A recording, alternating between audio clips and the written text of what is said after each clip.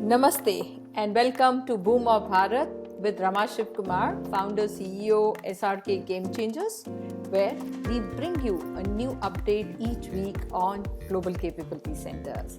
SRK Game Changers is a GCC consulting services organization providing advisory, governance, and setup services across talent, business operations, and workplace solutions. We deliver customized high performing GCCs that encourage artificial intelligence and digital innovation. We leverage the expensive skill talent pool and groom the next generation leaders and make GCC an indispensable part of the corporations. Our tailored workplace solutions build technology as core foundation. Thank you so much for encouraging remarks and the feedback on the uniqueness of podcast that we keep receiving from all of you, my audience. It is because of the love that you guys are throwing on us that we are continuing with that. We've already crossed 20 plus, video podcasts. And yes, we have today another unique theme and a guest, Girish Mehra, a very known veteran in the industry. He's been, very panel working with American Express when it started. And we have yet another podcast theme, which is building GCCs with strategic edge insights from Girish Mehra. So Girish, welcome to our Bhoom of Bharat podcast. Thank you very much, Rama, and it's a pleasure to be here and talking with you. I'm very passionate about GCCs. As you mentioned, I did start off working with GCCs back in 2000, and that was my first experience with GCCs. And since then, I've been involved in some shape or form with GCCs, either from the US, where I've spent over 20 years of my career, and back in India for the last 17, 18 years, where I've also been working with GCCs, primarily in finance, but also in risk. And then I've also had the opportunity to work from a different angle with a third party that worked on transformation in GCC. So very passionate and very excited about this topic, and I look forward to our discussion. Thank you so much. Once again, welcome Girish to our podcast. And for the benefit of audience, if I may request you to introduce yourself. Sure. So I've spent over 35 years in finance, and I've been mostly working in banking and finance GCCs. Amex was one of them. Credit Suisse / UBS was another one. And I've done, I'm a chartered accountant, a CPA, and an MBA from the US. So it's been a very long journey. Like I mentioned, over 20 years in the US and then back in India last 15, 16 years. And I've worked in senior leadership roles. So I've run finance GCCs. I've also been the deputy head of all India GCCs, but focus more on BFSI, but have had exposure to non-BFSI as well. So that's my experience. Thank you. Thank you. And, Girish, you've been very unique because you played both the roles. You've been setting up here the GCCs. You've been also playing a role as a stakeholders. So anything unique that you have seen when you've been playing, both the roles? And a lot of time people say that, we should have a seat on the table. And you actually were the person who had created the board over there. Yeah, it's interesting. Actually, I just put a post a few days back on how GCCs should have a seat at the CEO table. I think there's a large portion of skill being put in GCCs. And yes, it was operational. Now I think it's becoming more leadership and content-oriented roles. And across, when I speak, it's across finance, across technology, risk, ops. And I think with that, what hasn't happened is really a lot of more leadership roles coming into the country. And then, as importantly, having that seat and voice at the table of the CEO, where you can actually make an impact, make a difference. And I think one of the topics that I keep hearing is how do you shift from operational efficiency to really value? And I think that's, it was, if I go back to Amex days, and, as you know, Amex and GE were the first two to start GCCs in India. It was all about operational efficiency, Six Sigma, those taking out waste. And I think now the game is changing. And with that change, I think that seat with stakeholders, but we've got to ask for it. It's important for us to ask for it, but also to prove ourselves, right? We have to challenge, We have to ask the right question, not just be service oriented. If you start just taking instructions, then you will always be a doer. You need to move from a doer to a builder. No, no, yeah, that's a real thing. It has to be a kind of a builder, and you've rightly shown that. So, especially if I have to look at mid-sized companies, how do you see that in case they are coming and delivering the same innovation in India, how should they position themselves?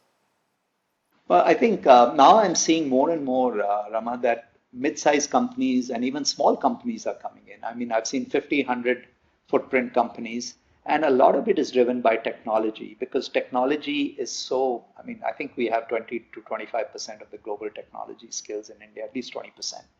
And its cost is just a first. I think the thing with looking at it only from a cost perspective is after your first year, cost becomes part of your baseline. So you've lost that arbitrage which you get in the first year. It's really the value that you can drive out of India, the skill set, the engineers you can get from various institutions across India. It actually coding skills. I mean, you can get all kinds of skills. I was using RStudio, Python, UI, a lot of robotics, and the skill set is amazing, and the passion is amazing. So I think now the size doesn't matter for mid-sized companies. Technology is a great start. Start with that, build, but you can slowly add on risk, finance, ops. And I don't think scale matters anymore. It's not like you have to be a 500 seater or 300 or 200. I think starting with 50 people is good for any GCC. And, some will max out at 7,500. But it's a huge opportunity with the talent. I think the big differentiator is the amount of talent. I think we have almost 2 million people working in GCCs now. So there's so much of talent available. I think it's what's the culture you set up in India. So for a mid-size, I would say size doesn't matter. Look for where you can get the talent that you need. Establish the right culture and accountability and engagement. If you have a good engagement model, like you'll remember at Amex, if you have a strong engagement model between headquarters and global locations in India, it's not about working in an offshore service center. It's about working in another office where we can get a large range of skills. I think that's the kind of culture you want to set up. Yeah.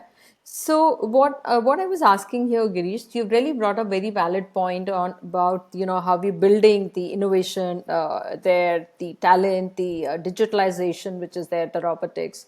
So will it differ because you've worked with your finance organization like American Express, Credit Suisse, and all? Does it differ when you're talking specific when you finance processes for these mid-sized companies or companies trying to evaluate setting up scaling GCCs in India? So I think it doesn't matter on the type of functions you get in. I think technology is always an enabler because technology kind of forms your base for putting in different types of automation, whether you do robotics or any of the new coding technologies. And I really believe one of the things important and benefit in a mid-sized company, Rama, is that it's easier to have the functions more integrated and working with each other because there are a lot of handoffs between different areas. And I think the more they work with each other, you get the benefits of, not synergies, but really leveraging skills. So between technology, finance understands what technology is doing, how they can help, and vice versa, and risk and ops as well.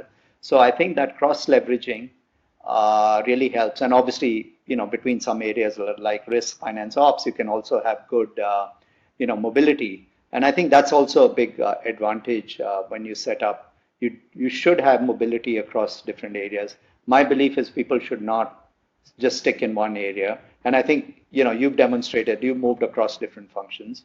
And I think so have I done in some of my roles. So I think it's important to have that mobility when you set up in India as a GCC.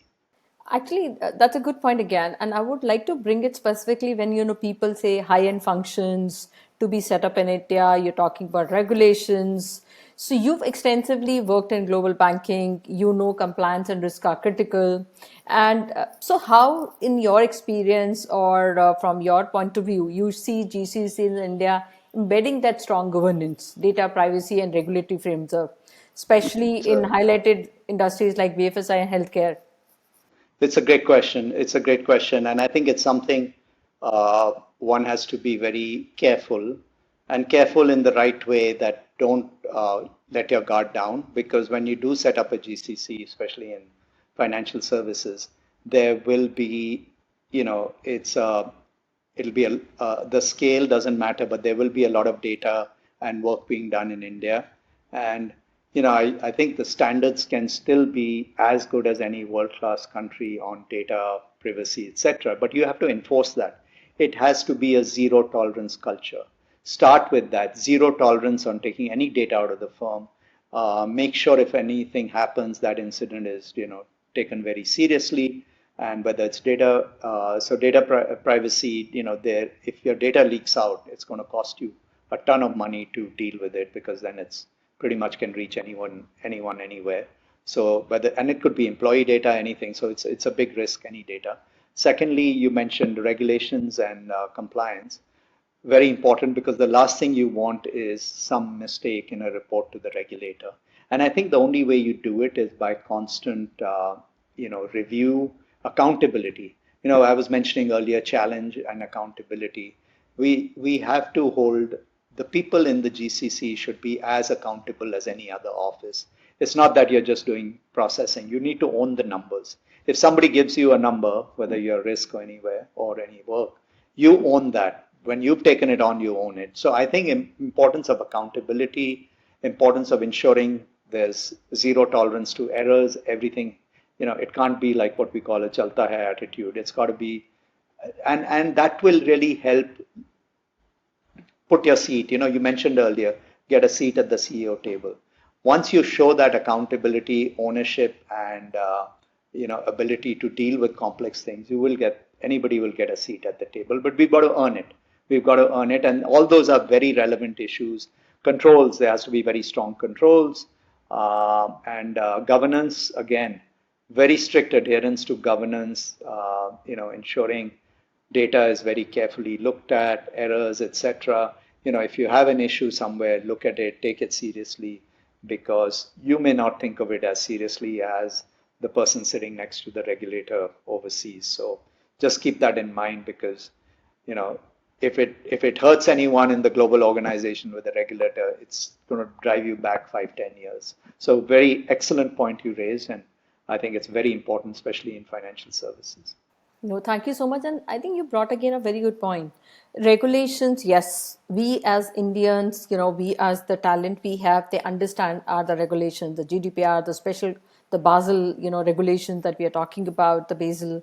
And yes, we are building that, embedding that into the, team which is providing to make sure that we cater to those. Because a lot of time when I talk to people, they say, oh, how will I'm scared about my data. I'm scared about, losing my confidential information. So, but I don't see that, the way you've set it up, even high-end operations, till the CFO consolidation being done of India, and then even post-consolidation. So that's a very good example. So thank you so much for bringing in Girish. And I think the related point would also be that you've also, you've worked across the different companies which is there. You've also worked across different cities, like you mentioned. You started in US, then you came to Delhi, then you were in Pune. So how do you see Pune as a GCC edge? Is Pune fast emerging as India's next GCC hotspot? And the deep domain experience which brings in the BFSI, product engineering and manufacturing, based on your broad and leadership experience, do you want to kind of share your point of view on this? Yeah. It's a very valid, it's a great question because I've spent 6.5 years there.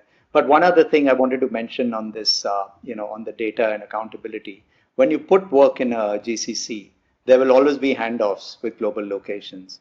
Just make sure whoever is in the GCC that you own that and the people there, just the same way when you take a handoff, you own it. When you give it also, just make sure that you don't, give anything suboptimal. You own it and never undermine the importance of things because sometimes we undermine it, but it could be more significant from the perception of a regulator. So just wanted to add that since it came back into my mind.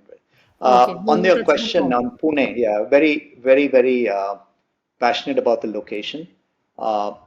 Great location that has come up in the last 15 years. My previous firm, Credit Suisse UBS, came there in 2006. I obviously went there much later, 2018, but it was a great location to leverage the huge amount of talent. I think if I'm not wrong, Pune has the largest number of universities in any city in India. And we actually, when I was with the firm, we used to go out and really connect with the universities for talent. We used to share with them what are we doing in the captives, what is the opportunities, and do a bit of teaching in there, but also leverage the talent. And there's a huge amount of whether it's engineering talent, whether it's finance talent, operational. There's a huge amount of talent. So I think that's the if you look at some of the key criteria, talent and skills are amazing availability. Infrastructure is good in terms of it's got basic infrastructure, but any city after a while starts falling. And I think one of the things coming up in Pune they're doing is putting up a new airport that would be great. Just towards Mumbai. I think it'll be a great addition to increase global connectivity. And the second is the metro that is being built to alleviate the traffic situation. And I think those things will take it to the next level, the Pune story. I think the other thing I would say, cost of living, right? If you look at key things is talent availability, cost of living, and infrastructure. I've already told you about talent and infrastructure. Cost is very, very comparable to most second tier cities and sometimes even reasonable depending on where you live. I mean, and it's very close to Mumbai, so you can get a lot of Mumbai talent into Pune as we did in Credit Suisse. And we could also then use that to kind of continue building areas like risk, etc. So leveraging Mumbai talent, much lower cost than Mumbai. So I've given you a lot of, it's got all the benefits of Mumbai without Yeah. the cost. So I'm passionate about Pune. And it's growing very fast. I mean, I think a lot of large and small organizations have come in there, but fantastic from a quality of life as well. You're not strained like some of the cities that are now breaking down in infrastructure, and they're building new roads, etc. So I think they're trying to do the alleviate this issue of traffic, which will be fantastic. Okay. No, thank you so much for this, Girish. I think I can see the passion which is there from what you stayed in Pune in the last 6+ years, and since it is a good conversation going on, and we are in Bhoom of Bharat, so it is going to be very good for me to also hear your views about Viksit Bharat 2047 vision that we are talking about. GCCs will be at the heart of country's digital and innovation backbone. What role do you see GCCs playing in shaping this future? And how should leaders start preparing today?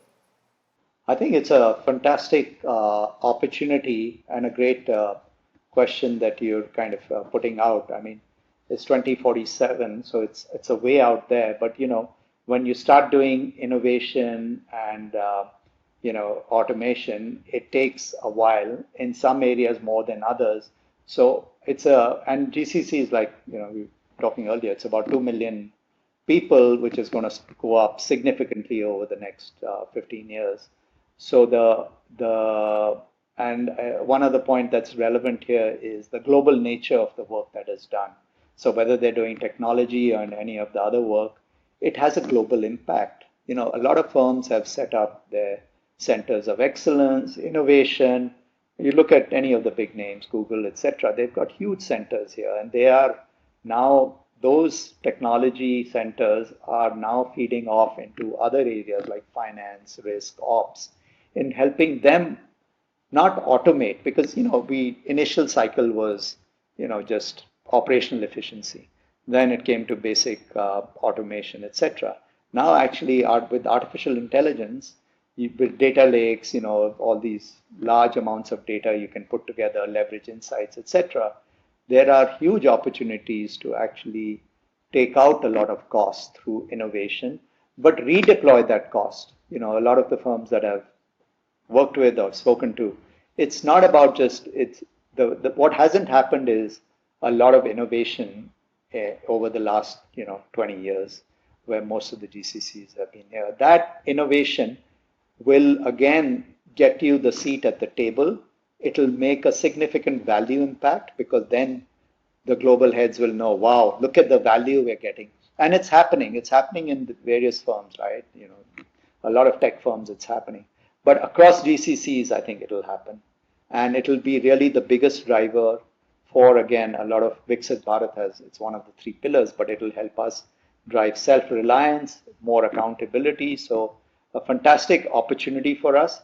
Just got to remain focused on it because innovation is not easy. It takes multiple attempts, trying, retrying, etc. And with, in BFSI, as we were talking earlier, there's the regulators, there's controls, everything. So you've got to do it within those frameworks.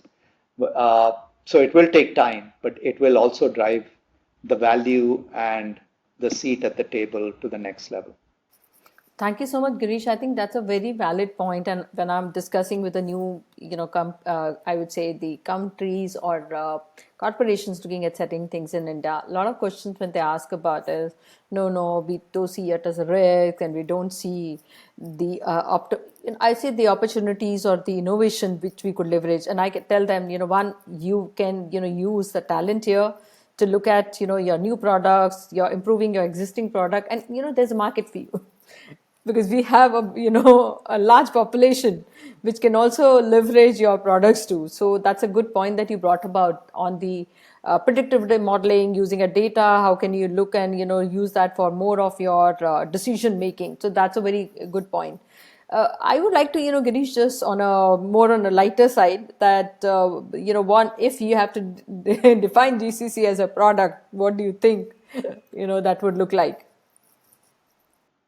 I think talking about Viksit Bharat and all the discussion we just had, I think I would probably look at it as a strategic innovation engine. And I think the strategic is important because they are very strategic to organizations. Innovation is critical. So yeah, I would call it SIEs, strategic innovation engines. Okay, okay. I would like to also check with you, since you have been on the other side, playing as a role of the stakeholders, and when you came here, you've been kind of playing as role as an expat to start with. So, how did you see as you or your family settling down? That's more on a personal side. There's anything you would like to kind of share experience, because that will encourage people to come and see this side of. See, it's uh, it's different cultures. I worked 20 years in the US before I came back with my first stint with Amex, and it's different cultures because we all know when some people, and I think it's changing. It's blending because it's much more. My first experience was in 2000, 25 years back now. So at that time, when people said yes, it'll be done, I believed them. Now I will question when they say yes, it'll be done. Tell me how you'll do it. When will it be done? And you get more specific. So I think a little bit of is the cultural from a workplace, but you also asked on the personal side. It's an opportunity. So we felt it as an opportunity to come back to India. But for anybody, I would say it's an opportunity to get a different experience. I was, speaking to another group of university students. I said, working in different locations globally. So for me, even if a foreigner came back, you will not. And I've worked with a number of expats. They actually want to keep coming back because it's a great experience from a cultural perspective. It's a very good country to see, to learn, and people generally are very, respectful. And so I think it's a great learning, and obviously you build your career experience by working in a country like India. So I think it can only add a lot of value, as my stint did. When I came back, then I went to Latin America, which I enjoyed as well. So I think working in a GCC in India actually is a huge benefit. I would do it even if I was not from India. And yes, the family will also have the experience of traveling, seeing different cities, learning the culture. So I think it's a win-win for both the person doing the career as well as the family. No, thank you so much, Girish. I think it was really wonderful to hear your insights on how GCCs are evolving into strategic innovation hubs, the importance of financial leadership in driving sustainable growth and aligning with the Viksit Bharat 2047 vision. That truly enriched the discussion. And we're also grateful for the depth of your experience and perspective you shared, especially to inspire mid-market leaders to explore India's GCC advantage, more confidently. So thank you so much once again.